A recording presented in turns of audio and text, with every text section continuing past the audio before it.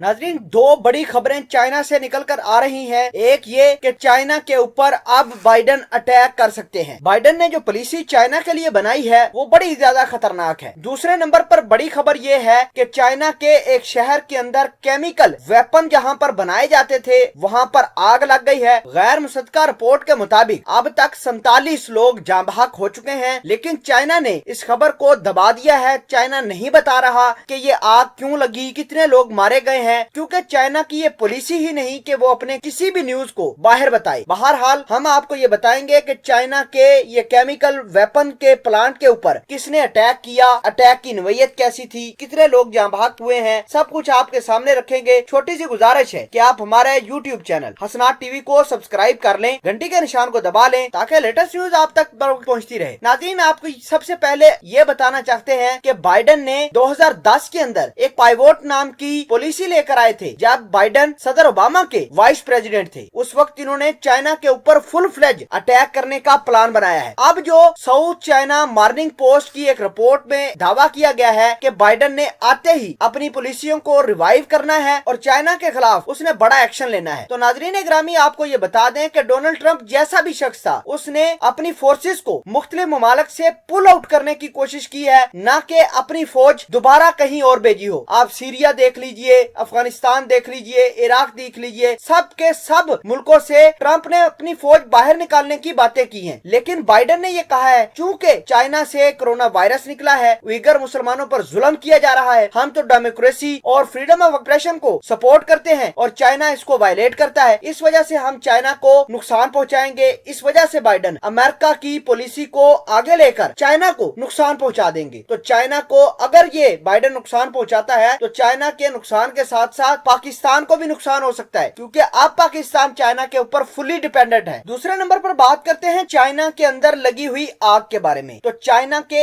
एक chemical weapon जहां पर बनाए जाते थे उस फैक्ट्री के अंदर आग लगी है, जहां पर अब तक की गैर मुसद्दका इतलात के मुताबिक 47 से ज्यादा लोग जाँ बहक हो चुके हैं। इतलात ये भी है, इंटरनेशनल मीडिया इस बात का दावा करता है कि चाइना के ये जो केमिकल वेपन के ऊपर अटैक किया गया है ये साइबर अटैक है और ये अटैक अमेरिका के जानब से हुआ है। इस तमाम तर कहानी को समझने के लिए आप यूँ समझिए कि चाइना ने कोरोना वायरस की दौरान अमेरिका के ऊपर साइबर अटैक किया, इसके बाद भारत के ऊपर साइबर अटैक करता रहा और अमेरिका की FBI और CIA ने इस बात का खुद इंकशाफ किया है कि चाइना उनकी इंफॉर्मेशन और डाटा लेकर चला गया है, चोरी किया है चाइना ने साइबर अटैक कर। तो आज पेंटागन के पास सही मौका था कि वो भी अपना बदला ले लेते, चाइना के ऊपर अटैक कर देते। आज उन्होंने अटैक किया, चाइना को वेपन्स के लिहाज से भी नुकसान हुआ, इकोनॉमिकली हुआ और इनकी 47 से ज्यादा लोग भी मारे जा चुके हैं। तो नाज़रीन ग्रामी, सदर जो बाइडन आने के साथ साथ बहुत सारे मुश्किलात इस दुनिया के बहुत सारे मुल्कों के साथ भी पेश आएंगी, जिस तरह चाइना आज सफर कर रहा है। तो चाइना, रशिया, तुर्की आपस में अलायंस बनाने का एक प्लान बना रहे हैं। अगर ये अलायंस बन जाता है तो अमेरिका फिर वो अमेरिका नहीं रहेगा जो पहले हुआ करता था।